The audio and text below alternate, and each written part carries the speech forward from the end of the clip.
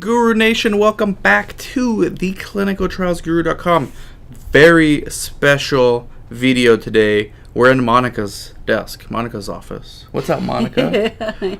Monica does, you may have seen her in other videos, she does a lot, but one of the better things that she does is budget. So getting from your contract, if you're a research clinic, how to use, first of all, how to get the advertising budget that sites get, and then how to use it, different ways to use it. So, but the hardest part of this whole thing is getting the budget. So it's these are usually use it or lose it type of stuff that are you should be negotiating in every budget, and if you don't, you need to start doing that. We can help you negotiate if you want, but use it or lose it, right? And for the longest time, I've been losing it because initially when I started, I was using it more, but then I got busy and then other people started negotiating. And it wasn't until you came in that you said, hey, why don't we use this? And I said, all right, Monica, be my guest.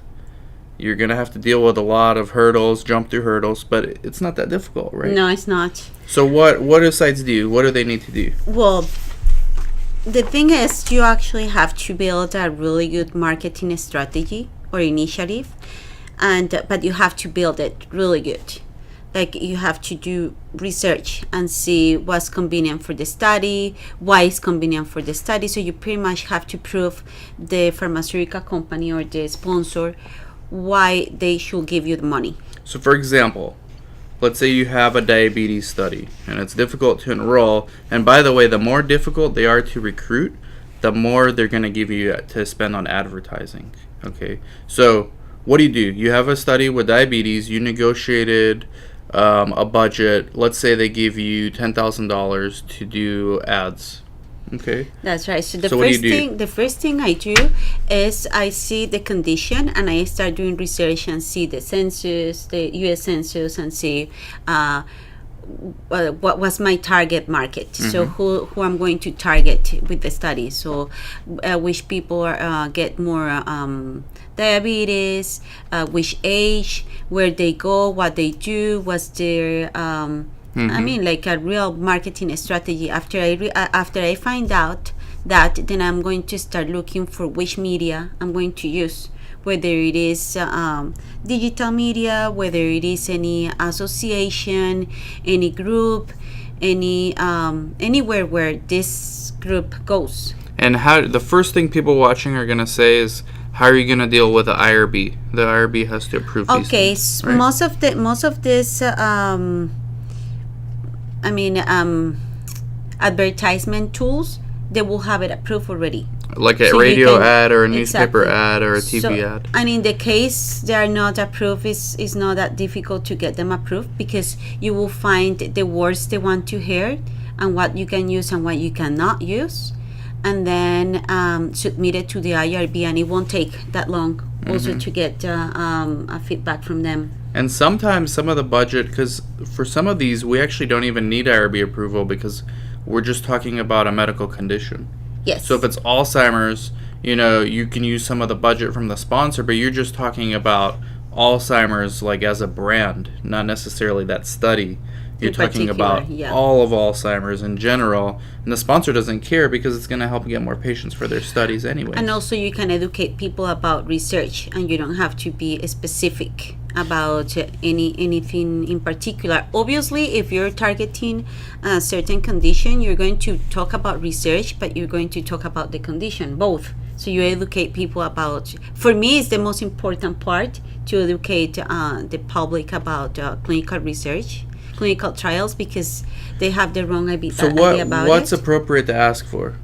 Like for our advertising budget?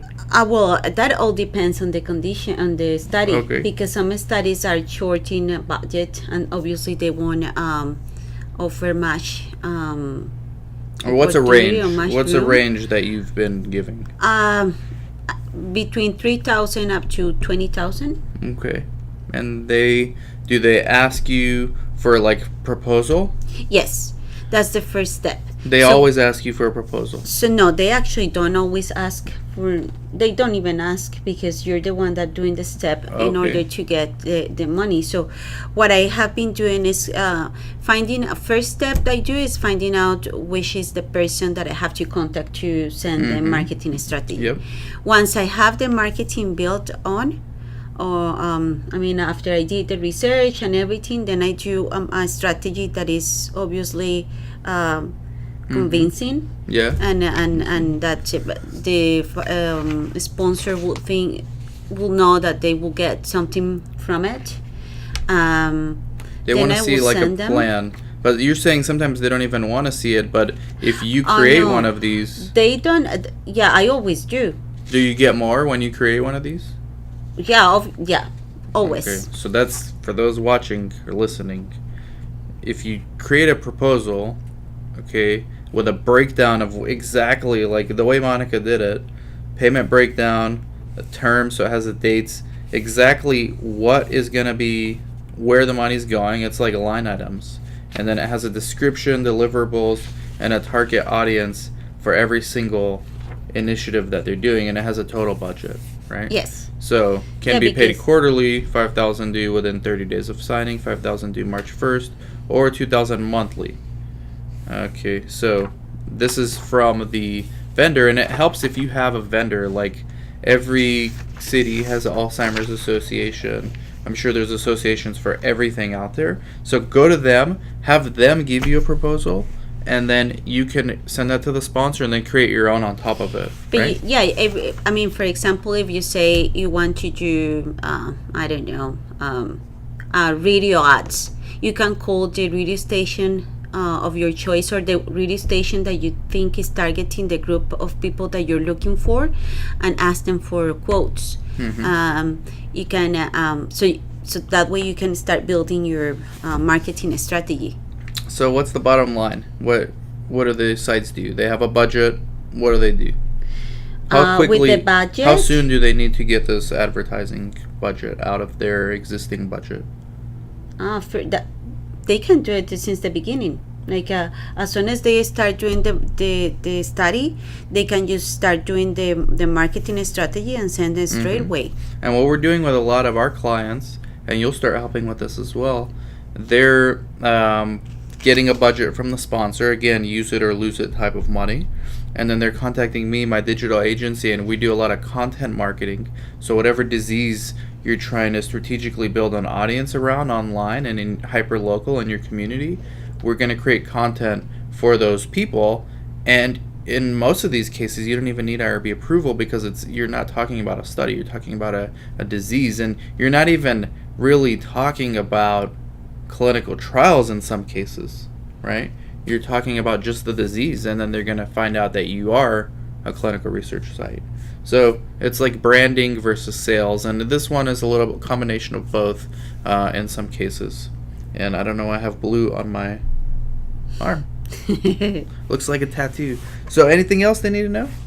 Anything else? No, if anybody needs any kind of idea or help, you just can contact us anytime. Okay, so thank you everyone for watching. Thank you, Monica. Let's do more of these. Yes. And if you want to do content marketing for your company, reach out. Sometimes you don't not even your own money. Okay, it's from the sponsors, and you will get patients from it, and it's a win-win situation. It's a good situation for you, and it's a good situation for the sponsor. Okay, Monica, thank you for staying late, and we'll talk to y'all later. Bye bye.